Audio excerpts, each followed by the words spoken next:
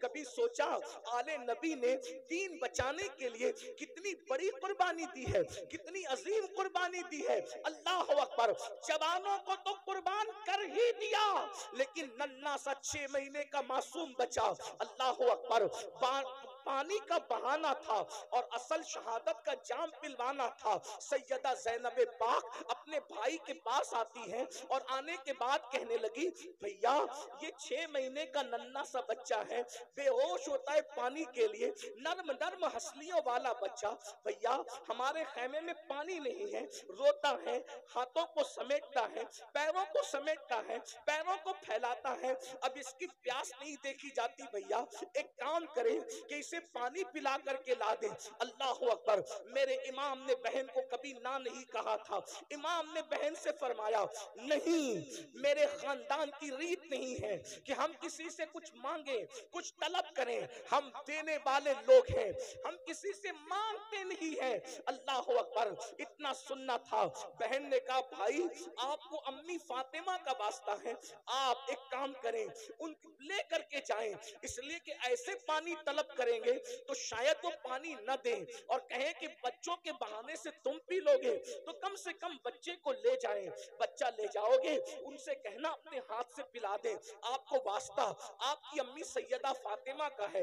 جب ماں کا نام سنا تو سیدنا امام عرش مقام نے ماں کے نام کا لحاظ کرتے ہوئے، ماں کے نام کی تعظیم کرتے ہوئے، اللہ اکبر، ننھے سے معصوم کو اپنی گود میں لیا۔ 6 مہینے کے لیے عسکر ہے۔ بہنوں کی بھی توجہ، آپ سب کی توجہ، اسی پر میں اپنی بات مکمل کرنا چاہتا ہوں، لیکن ذرا غور کرو، اہل بیت سے محبت کا دعویٰ کرنے والوں، اہل بیت سے عشق کا دعویٰ کرنے والوں، اہل بیت سے مودت کا دعویٰ کرنے والوں، مجھے بتاؤ تو صحیح، اللہ اکبر، اگر کسی نے قربانی دیتے دیتے، اگر کسی نے محنت کرتے کرتے 10 20 50 ہزار روپے خرچہ کیے تو اس کو احساس ہوتا ہے کہ میں نے اتنے خرچ کیے تھے مسجد بنانے کے لیے، مدرسہ بنانے کے لیے، خانقاہ بنانے کے لیے، اس کو پڑھانے کے لیے، اس کو پڑھانے کے لیے۔ یہ نبی کا گھرانہ ہے، جتنے لائے تھے مولا حسین سب قربان کر گئے، اور آخری میں جب 6 مہینے کا ننھا سا معصوم بچہ، اس کو گود میں لیا، دھوپ کڑکڑاتی دھوپ تھی، اللہ اکبر، چلچلاتی دھوپ تھی، کربلا کے ریگزار تھے، ایسے میں میرے امام نے اپنی آستین کا سایہ اپنے بچے کے چہرے پہ کیا اور اس کے بعد پیدل یزیدیوں کی طرف بڑھے۔ یزیدی آپس میں باتیں کرنے لگے، حسین بوجھل قدموں سے آ رہے ہیں، ہماری طرف آ رہے ہیں، ایسا لگتا ہے کہ کہیں حسین بیعت کے لیے تو نہیں آ رہے ہیں، لیکن میرے امام جیسے ان کے سامنے پہنچے، مورخین لکھتے ہیں آپ نے فرمایا، دیکھو یہ میرا ننھا 6 مہینے کا بچہ ہے اور یہ پیاس کی وجہ سے کبھی ہاتھوں کو سمیٹتا ہے، کبھی ہاتھوں کو پھیلاتا ہے، کبھی پیروں کو سمیٹتا ہے، کبھی پیروں کو پھیلاتا ہے، چند قطرے اس کو پانی پلا دو۔ اگر تم نے چند قطرے اس کو پانی پلا دیا تو انشاءاللہ قیامت کے دن ساقی کوثر کے ذریعے سے اس کا بدلہ میں ضرور تمہیں عطا کروں گا، میرے بچے کو پانی پلا دو۔ جانتے ہو مسلمانوں، جس آل البیت کی محبت اور مودت کی ہم بات کرتے ہیں، اللہ اکبر، وہ 6 مہینے کا ننھا معصوم جب میرے امام نے حضرت امام علی اصغر کے چہرے سے اپنی آستین ہٹائی، چلچلاتی سی دھوپ تھی، ننھا سا بچہ، ننھا سا شہزادہ پانی کی وجہ سے رو رہا تھا، زبان کو باہر نکال رہا تھا، اللہ اکبر، چہرہ زرد پڑ چکا تھا۔ جب امام نے کہا، اگر تم سے اختلاف ہے تو ہمارا ہے، اس بچے سے کس کو کیا اختلاف ہو سکتا ہے؟ پھر یہ تم جس نبی کا کلمہ پڑھتے ہو اس نبی کا شہزادہ ہے، اس نبی کی اولاد ہے، اس نبی کی آل ہے، چند قطرے پانی پلا دو، اس کا صلہ ہم دیں گے۔ اللہ اکبر، ایک ظالم نے کہا، حسین ہم پانی نہیں دیں گے، اس لیے کہ سانپ کا بچہ بھی سانپ ہوتا ہے، وہ دیکھو فرات کیسے موجے مار رہا ہے، کتے پیئیں گے، سور پیئیں گے، جانور پیئیں گے، نہ تم کو دیں گے نہ تمہاری اولاد کو دیں گے، اگر پانی چاہتے ہو تو بیعت کر لو، یزید کی بیعت کرو، اور بیعت نہیں کرتے تو ہم تمہیں پانی نہیں دیں گے۔ امام نے فرمایا، ایک فاسق و فاجر، ایک زانی اور شرابی، ایک بے نمازی، ایک دین کا مذاق اڑانے والا، اس کی بیعت تو نہیں کر سکتا. سب کچھ قربان کر دوں گا لیکن بے نمازی کی بیعت نہیں کروں گا، شرابی کی بیعت نہیں کروں گا، زانی کی بیعت نہیں کروں گا، فاسق و فاجر کی بیعت نہیں کروں گا، دین کے مخالف کی بیعت نہیں کروں گا، دین کا مذاق اڑانے والے کی بیعت نہیں کروں گا، اللہ کے قانون کو پیروں تلے روندنے والے کی بیعت نہیں کروں گا. سب قربان کر دوں گا لیکن اس کی بیعت تو نہیں کروں گا. یہ باتیں ہو رہی تھی. اللہ اکبر. شمر اور عمر نے جو ہے آنکھوں سے اشارہ کیا حرملہ بن کاہل کو کہ اس پہ تیر چلا دے. تاریخ گواہ ہے. اللہ اکبر. بعض مورخین نے لکھا ہے کہ کچھ ایسے تیر میدان میں رکھے جاتے تھے جنگ کے میدان میں جو گھوڑوں پر چلائے جاتے تھے. چونکہ گھوڑوں کی چمڑیاں انسان کی چمڑی سے سخت ہوتی ہے تو گھوڑوں پہ چلائے جاتے تھے اور ان کے تین منہ ہوتے تھے. تین منہ ہوتے تھے. اللہ اکبر. امام عرش مقام کے دل پہ کیا گزری ہوگی. کربلا ہر سال سنتے ہو، بار بار سنتے ہو، لیکن کبھی احساس نہیں کرتے امام کی محنت کا، امام کی حساسیت کا، امام کی قربانی کا. اور ملا بن کاہل نے اللہ اکبر کمان پر تیر رکھا، وہی جو گھوڑوں پہ چلایا جاتا تھا، اور ننھے 6 مہینے کے معصوم کے حلق پر چلا دیا اور یہ کہا حسین لے آج کے بعد تیرا بیٹا پھر کبھی نہیں روئے گا. بیٹے کے رونے کا اتنا خیال ہے، لے آج کے بعد تیرا بیٹا کبھی نہیں روئے گا. اور وہ تیر چلا تو ننھے سے 6 ماہ کے شہزادے کے حلق کو چیرتے ہوئے امام حسین کے بازوؤں میں بے بس ہو گیا، امام کے بازو میں گھس گیا. اور گھسنے کے بعد کیا منظر رہا ہوگا. مورخ لکھتا ہے 6 مہینے کے معصوم نے ایک ہلکی سی جھرجھری لی، ایک ہلکی سی جھرجھری لی، آواز بھی نہ نکل سکی. 3 دن کا بھوکا پیاسا شہزادہ، 3 دن کا بھوکا پیاسا شہزادہ ایک ہلکی سی جھرجھری لی اور باپ کی گردن میں آخری سانس لے کر کے سانس ٹوٹ گئی. جیسے ہی سانس ٹوٹی میرے امام نے اپنے بازو اور اپنے بیٹے کے حلق سے جیسے ہی تیر کھینچا، ایسا خون کی پھوار نکلی. اللہ اکبر. کہ امام علی مقام نے اس خون کی پھوار کو اپنے ہاتھ میں لیا اور اس کے بعد ہاتھ اٹھا کر کہا اللہ 18 سال کے جوان بیٹے کی قربانی تو نے قبول کر لی، یہ 6 مہینے کی بچے کی قربانی بھی قبول کر لے، اس کے سوا میرے پاس کچھ نہیں ہے پیش کرنے کے لیے. اور جب آپ ننھے سے معصوم کا لاشا لے کر میدان سے جب خیمے کی طرف آئے تو سیدہ شہربانو اور سیدہ زینب آپس میں باتیں کر رہی تھی. دیکھو ہم تو پہلے ہی کہہ رہے تھے حسین پاک نہیں مان رہے تھے، آخر پانی دے دیا نا، اسی لیے تو بچے کے رونے کی آواز نہیں آ رہی ہے. جیسے میرے امام علی اصغر پاک کا لاشا لے کر کے پہنچے آستین میں چھپا کر کے تو سیدہ زینب نے کہا دیکھو نا بھیا، میں نے تو پہلے ہی کہا تھا نا کہ بچوں پر تو کافر بھی رحم کرتے ہیں، انہوں نے پانی دے دیا نا. میرے امام نے فرمایا ہاں پانی تو میرے بیٹے نے پی لیا ہے لیکن یزیدیوں کے ہاتھوں سے نہیں، ساقی کوثر اپنے نانا کے ہاتھوں سے پانی پی لیا ہے. جب اللہ اکبر شہزادہ علی اصغر کا چھیدا ہوا حلق بیویوں نے دیکھا تو خیمے میں کوہرام مچ گیا. اب آپ سے پوچھنا چاہتا ہوں میری قوم کے جوانوں، بتاؤ اس قربانی کے بعد یہ دین ہم تک پہنچا، یہ نمازیں ہم تک پہنچی، یہ عبادتیں ہم تک پہنچی، یہ اللہ کا قانون ہم تک پہنچا. اب بتاؤ جس وقت ہم مسجد کو ویران کرتے ہوں گے، نماز نہیں پڑھتے ہوں گے، قبر میں امام حسین کے دل پہ کیا گزرتی ہوگی، کیا گزرتی ہوگی. اگر تمہارے پیر و مرشد سید ہیں تو اپنے پیر سید کا دل نہیں دکھاتے، روزانہ ہزاروں مرتبہ امام حسین کا دل دکھا رہے، اس کا کیا. جب تم چہروں سے داڑیاں مڈا کر کٹروں میں پھینکواتے ہوں گے اس وقت امام حسین کے دل پہ کیا گزرتی ہوگی کہ میں نے 18 سال کا جوان ہم شبیہ پیغمبر اسی لیے قربان کیا تھا. جب تم حرام کھانا کھاتے ہوں گے، شراب پیتے ہوں گے، زنا کی طرف جاتے ہوں گے، گانے سنتے ہوں گے، فلمیں دیکھتے ہوں گے، اس وقت میرے امام کے دل پہ کیا گزرتی ہوگی. کیا میں یہ کہہ سکتا ہوں؟ کیا میں یہ کہہ سکتا ہوں؟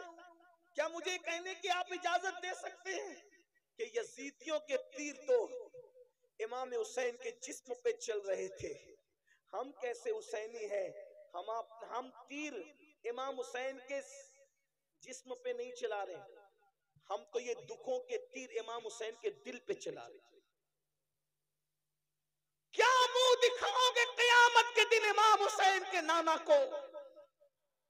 کیا منہ دکھاؤ گے قیامت کے دن امام حسین کے بابا کو؟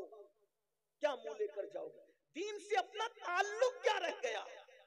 امام حسین نے بتایا ایک طرف اللہ کا دین ہو اور ایک طرف معصوم علی اصغر جیسا 6 مہینے کا بچہ ہو تو میں دین کے سامنے اپنے بچے کو نہیں دیکھوں گا، دین بچانے کے لیے میں بچہ بھی قربان کر دوں گا۔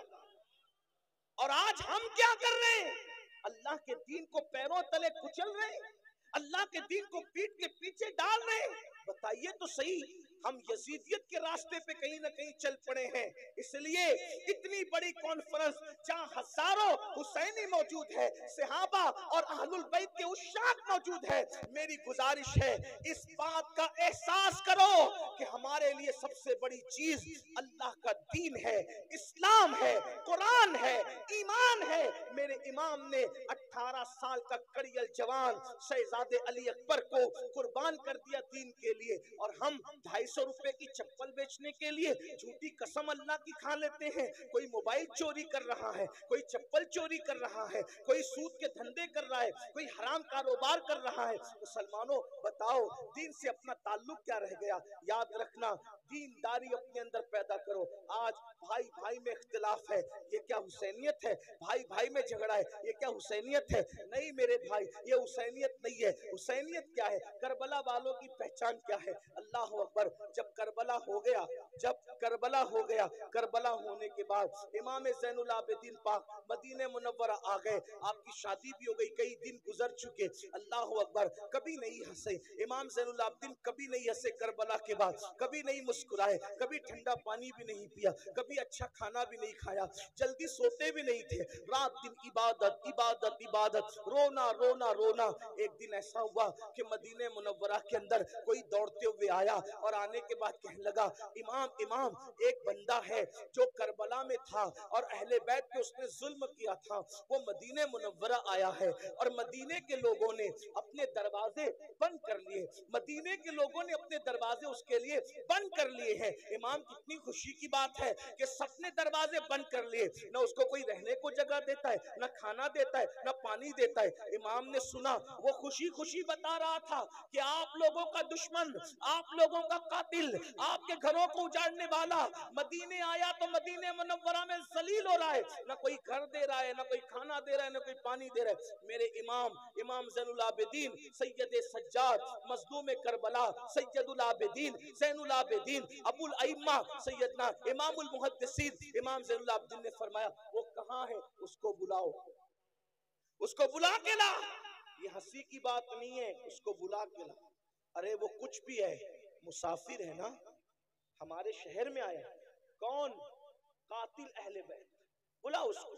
وہ آیا، آنے کے بعد امام نے دسترخوان بچھایا، اس کو کھانا کھلایا، اس کو پانی پلایا، فرمایا کتنے دن مدینے میں رہو گے بتا دو، رہنے کا انتظام ہو جائے گا۔ وہ کھا پی کر کے امام کو دیکھ رہا تھا اوپر سے نیچے تک، اور اس نے کہا، علی، آپ کا اصل نام علی ابن حسین امام زین العابدین کا اصل، علی شاید تم نے مجھے پہچانا نہیں، یہ جو تم احسان پہ احسان کیے جا رہے ہو تم نے مجھے پہچانا نہیں۔ امام کی آنکھوں میں خون اتر آیا، اور خون اتر آیا تو میرے امام نے فرمایا، یہ جو مدینے والوں نے دروازہ بند کر لیا، ان میں سے کوئی کربلا میں نہیں تھا، جو کربلا میں نہیں تھے انہوں نے تجھے پہچان لیا، میں تو کربلا میں موجود تھا۔ تو وہی ہے نا، تیرے ہی کہنے سے میری پھوپھیوں کے اور بہنوں کے دوپٹے چھینے گئے تھے، تو وہی ہے نا، تیرے کہنے سے میرے گلے میں توق ڈالا گیا تھا، میری پیٹھ پر تازیانے مارے گئے تھے، تو وہی ہے نا، تیرے کہنے سے میرے بھائی علی اصغر کے حلق میں تیر چلایا گیا تھا، تو وہی ہے نا، تیرے کہنے پر امام زین العابدین نے فرمایا میری پیٹھ کے نیچے بیماری میں جو بستر تھا وہ تک کھینچ لیا گیا تھا، چولہا تک لوٹ لیا گیا تھا، تو وہی ہے نا، وہی ہے نا، وہی ہے نا؟ اس نے کہا میں تو وہی ہوں۔ کہا جنہوں نے نہیں دیکھا انہوں نے پہچانا، میں نے تو تجھے دیکھا تھا، تیرے ظلم سہے تھے۔ کہا پھر امام جب آپ نے مجھے پہچان لیا تو پھر یہ احسان کس لیے کر رہے ہیں؟ ارشاد فرمایا جو کچھ تو نے کیا وہ تیرے خون کی خباثت تھی، اور جو ہم کر رہے ہیں یہ ہمارے خاندان کی روایت۔ ہمارے دروازے پہ اگر دشمن بھی چل کے آتا ہے انتقام تو اللہ لے گا تم لوگوں سے، لیکن چونکہ دروازے پر چل کر آئے ہو تو ہم تمہیں کھانا کھائے بغیر جانے نہیں دیں گے۔ یہ حسینیت ہے، یہ کربلا والوں کا کردار۔ آپ کی امی سے آپ کی کتنی بنتی بھائیوں وہ بتاؤ۔ امام زین العابدین اپنے بابا کو دکھ دینے والے اور اہل البیت پہ ظلم کرنے والے ظالم کو بھی چوکھٹ پہ بلا کے کھانا کھلا رہے، کہتے ہیں اللہ انتقام لے گا۔ آپ بتاؤ وہاں دشمن کے ساتھ یہ سلوک ہے، یہ امام حسین کی تربیت ہے۔ آج آپ تو اپنی امی کی کبھی احترام نہیں کرتے، آپ اپنے ابو کا احترام نہیں کرتے، نعت خانی کرنے والے کو 10 کی 20 کی 100 500 کی نوٹ لا کے دیتے ہو، مقرر کو لا کے دیتے ہو، پیر صاحب کو لا کے دیتے ہو، کیا ایسے خوش دلی کے ساتھ اپنے ماں باپ کو بھی لا کے دیتے ہو؟ کون سی حسینیت پر ہم عمل کر رہے ہیں؟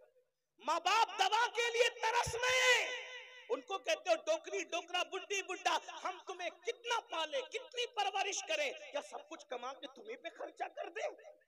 ماں باپ کی بددعا لیتے ہو اور یہاں لا کے نذرانہ دیتے ہو۔ میں سچی بات کہنے والا آدمی ہوں، ایک بات یاد رکھنا، ماں باپ کی بددعا لوگے کسی کی دعا تمہیں کبھی ترقی نہیں دلا سکتی۔ یہ بات میں حق کہہ جا رہا ہوں، انشاءاللہ یہ ہمارے مخدوم صاحب کے شہزادے میری تائید کریں گے۔ ماں باپ کی بددعا لے کر ماں باپ کا دل دکھا کے، چاہے سید صاحب کی دعا لے لو، چاہے پیر صاحب کی دعا لے لو، چاہے امام صاحب کی دعا لے لو، چاہے کسی ولی کی دعا لے لو، اگر ماں باپ ناراض ہے کسی کی دعا تمہیں ترقی پہ نہیں لے جا سکتی۔ اپنے آپ میں ڈوب کے سوچو کیا تعلق ہے ماں باپ سے؟ ماں باپ بیمار پڑتے ہیں تو منہ چھپاتے پھرتے ہو کہ دوا کھانے کا بل نہ بھرنا پڑے۔ بیوی کے لیے کپڑا لانا ہے تو 4-4 ہزار کا ڈریس لائیں گے، اور ماں باپ کے لیے 500 روپے کا۔ ارے بڈھا بڈھی کو کیا ضرورت ہے، ان کو تھوڑی کوئی جوانی آ رہی ہے۔ کیوں بھائیو، بڈھوں کو دل نہیں ہوتا؟ کبھی اپنے بچپن پہ بھی تو خیال کرو، جب ہم بچے تھے بچے تو ہمارے ماں باپ اپنے لیے کپڑے نہیں بناتے تھے، پہلے وہ اچھے سے اچھا لباس ہمارے لیے خریدتے تھے، پہلے اچھی سے اچھی چپل ہمارے لیے خریدتے تھے۔ اگر کھانا بھی بنتا تھا تو باپ کے ساتھ کھاتے تھے، امی کے ساتھ اچھی والی گوشت کی بوٹی امی ہمیں کھلاتی تھی، اور جو بچتا تھا وہ خود کھاتی تھی۔ کبھی کبھی گھر میں مٹھائی آتی تھی ہمیں کھلا دیتی تھی، خود نہیں کھاتی تھی۔ یہ ہماری ماں نے ہم پہ احسان کیا۔ بھائیوں ہم پیشاب کر دیتے تھے سردیوں میں تو گیلے بستر پر، پیشاب والے بستر پہ ماں سوتی تھی، ٹھنڈے ٹھنڈے بستر پہ، اور ہمیں اپنے سینے پہ سلاتی تھی، خشک بستر پہ سلاتی تھی۔ حسینیوں اہل البیت سے محبت کرتے، کیا تعلق ہے ماں باپ سے؟ ارے جس سے جو ماں باپ کا وفادار نہیں وہ اہل بیت سے سچی محبت نہیں کرتا۔ اہل البیت کیا ہیں؟ ان سے محبت کی تو ان کے کردار پہ عمل کرو۔ امام حسن نے، توجہ کریں ٹائم اب ختم ہوتا ہے لیکن سن لیں، امام حسن نے پوری زندگی، اسی بات پوری کر رہا ہوں، امام حسن نے اپنی پوری زندگی میں اپنی امی سیدہ فاطمۃ الزہرا کے ساتھ ایک برتن میں بیٹھ کے کھانا نہیں کھایا۔ اس کو سننے کچھ یاد رہے نہ رہے اس کو یاد رکھنا، امام حسن نے اپنی امی کے ساتھ ایک پلیٹ میں ایک برتن میں کبھی کھانا نہیں کھایا۔ اور ان کی امی کیا تھی بھائیو؟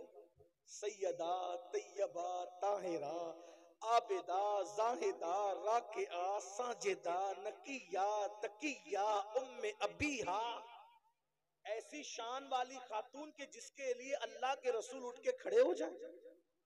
غور تو کریں کیا شان ہے ان کی، جن کے گھر میں اجازت کے بغیر جبریل نہ آئے، کیا شان ہے ان کی۔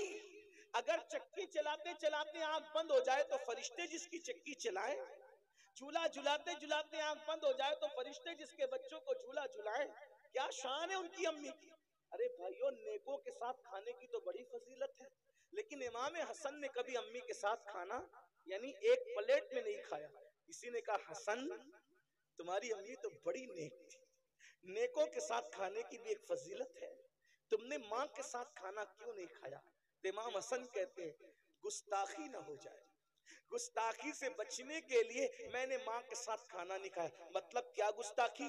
تو فرمایا میں سوچتا تھا ہو سکتا ہے میری امی کی نظر کسی لقمے پہ پڑے برتن میں اور مجھے خبر نہ ہو، اور وہی لقمہ میں اٹھا کے منہ میں ڈال لوں، تو ماں کے آگے کا لقمہ اگر میں اپنے منہ میں ڈال لوں گا تو امی کی بے ادبی نہ ہو جائے. ماں کی بے ادبی سے بچنے کے لیے میں نے ماں کی پلیٹ میں ایک ساتھ کبھی اس کے ساتھ کھانا نہیں کھایا.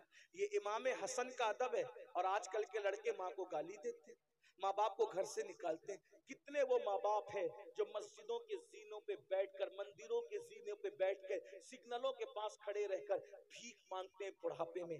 آپ یہاں نذرانہ دے رہے ہیں اور آپ کے ماں باپ بھیک مانگ رہے ہیں. محلے کے اندر شکایت کر رہے ہیں کہ ہمارے بچے ہمیں کھانا نہیں دیتے، ہماری بہو ہمیں کھانا نہیں دیتی. سوچو یہ اہل البیت کی محبت نہیں، ہم کہیں نہ کہیں منافقت کے راستے پہ، یزیدیت کے راستے پہ چل رہے.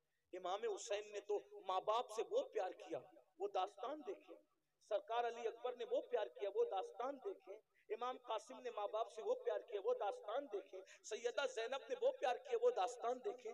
بھائیو، صرف نعرے ہمیں کبھی کام نہیں آ سکتے، نعرے ہمیں نجات کی طرف نہیں لے جا سکتے. میدان عمل میں آؤ. اگر اہل بیت سے محبت کیے، سچی محبت کرو ان کے طریقے پہ چل کے. آخری بات کہنے چلا تھا لیکن ایک آخری بات ذہن میں آ گئی تو پیش کر دوں. اگر واقعی سچی محبت کی نا اہل بیت، اگر واقعی سچی محبت کی، کیا صلہ ملتا ہے اہل بیت کی محبت؟ کون ایمان پہ مرے گا کون نہیں مرے گا کوئی گارنٹی نہیں، لیکن میرے آقا فرماتے جو میری اہل بیت سے محبت کرے گا اس کا خاتمہ انشاءاللہ ایمان پر ہوگا، اور اگر بستر پہ بھی مر جائے تو بھی اللہ اس کو شہادت کا مقام عطا فرمائے. اور پھر وہ پہنچے گا کہاں مر کے؟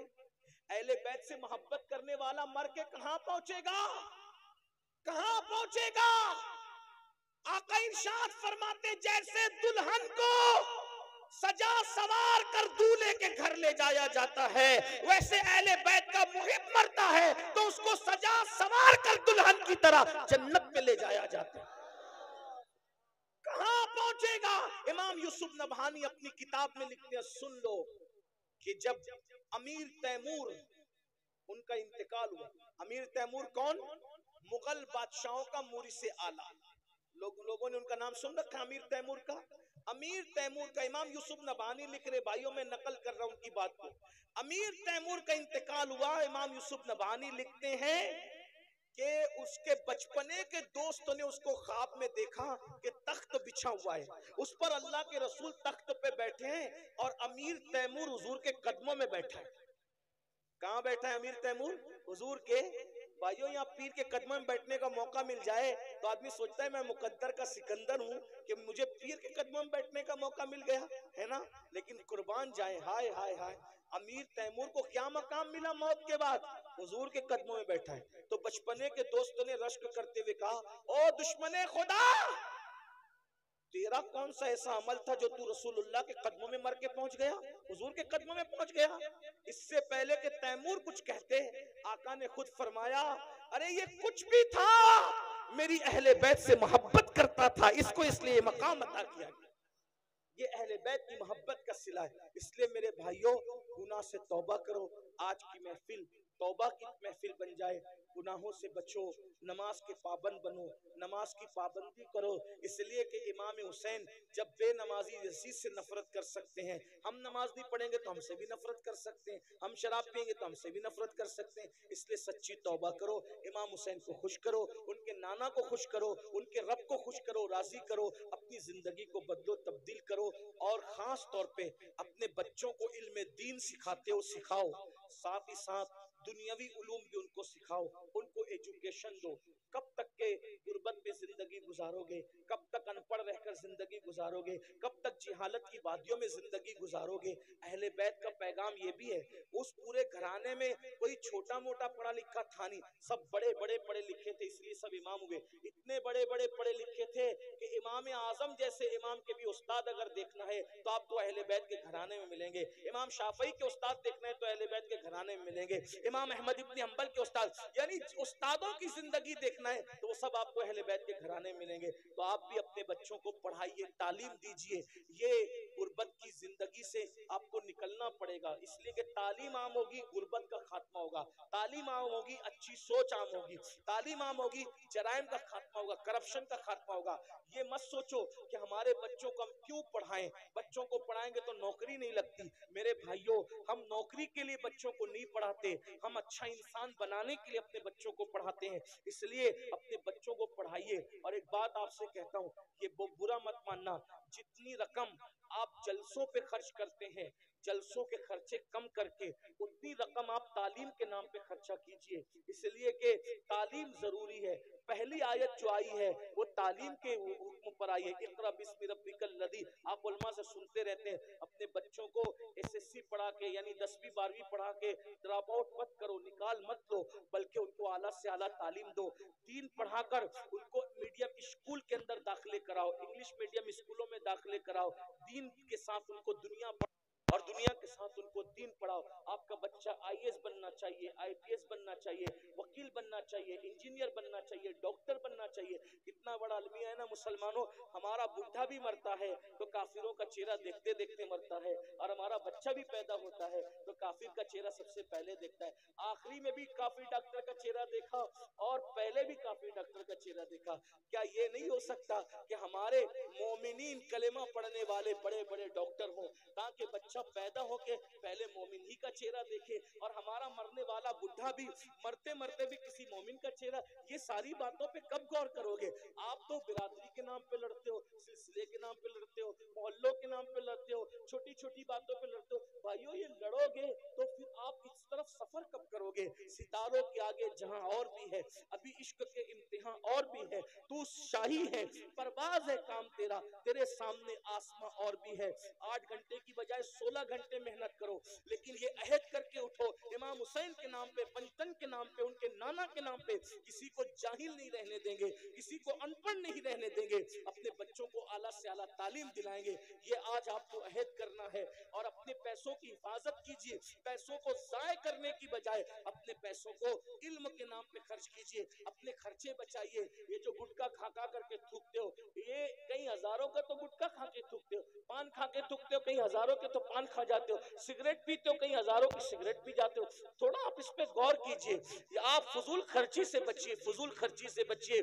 और आप लोग कहते हैं मुसलमानों के पास पैसे नहीं है, मैं कहता हूँ जितनी दौलत अल्लाह ने तुम्हें दी है उतनी किसी और तो हिस्से में नहीं आई भाइयों, लेकिन हमें जहाँ खर्चा करना चाहिए हम वहाँ खर्चा नहीं कर रहे, इसलिए ये सारे प्रॉब्लम है, मसाइल हैं। तो अपने पैसे बचाइए, अपने खर्चे बचाइए, फजूल खर्ची से बचिए, और अपने बच्चों की और बच्चियों की तालीम पे खर्च कीजिए, अपने माँ बाप पे खर्च कीजिए, दीन पे खर्च कीजिए। अल्लाह पाक की बारगाह में दुआ करता हूँ, अल्लाह मेरी कौम को सही समझ अता फरमाए। और आपसे ये गुजारिश करता हूँ कि ये जो आपका गांव है, इसका नाम मुझे नहीं पता है, बल्ली टोला ये जो नाम है, मेरी गुजारिश है कि आपके यहाँ मुसलमानों का अच्छा स्कूल होना चाहिए, अच्छा कॉलेज होना चाहिए। मुसलमान सर जोड़कर बैठे, ऊंचे मीनार बनाने की बजाय स्कूल और कॉलेजेस अच्छे बनाओ जहां दुनियावी उलूम के साथ दीन भी पढ़ाया जाता हो।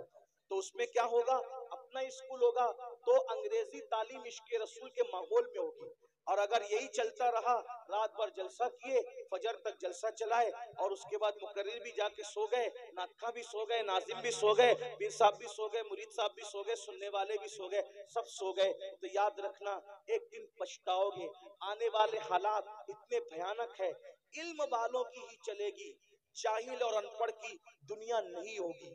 अभी भी देख ले आप, अगर आपको सफर करना है तो भी आपको इल्म चाहिए, रोजी कमाना है तो भी आपको इल्म चाहिए, अच्छी बात करना है तो भी आपको इल्म चाहिए। भाइयों, हाल ये है, अगर टीसी से आप ट्रेन में जो वो बर्थ तलब करें यानी सीट तलब करें, उर्दू में बोलोगे तो ध्यान नहीं देगा, पता नहीं कौन कचरा है क्या है, नहीं मानेगा, हिंदी बोलोगे तो नहीं मानेगा, लेकिन इंग्लिश में बोलोगे तो फौरन आपकी तरफ मुतवज्जे होगा। इसका मतलब यह है कि हमको जमाने के साथ चलना होगा। मैं कोई अंग्रेजी जबान का शहदाई और आशिक नहीं हूँ, लेकिन चूंकि जरूरत जब पड़ती है तो जरूरत के साथ साथ हमें अपने आप को सांचे में ढालना पड़ता है। हयात लेके चलो, कायनात लेके चलो, चलो तो सारे जमाने को साथ लेके चलो। हमारे आका ने अपने सहाबा को इब्रानी, सुरियानी, दुनिया की जबान सीखने का हुक्म दिया, और हुजूर अलैहिस्सलाम ने भी मुख्तलिफ जबानें बोली, फारसी के साथ संस्कृत भी बोली, और भी दीगर ज़बानें हुजूर ने बोली है। इसलिए मेरी गुजारिश है आपसे, अल्लाह के बंदो याद रखो, हर ज़बान सीखो, कोई धोखा ना दे सके।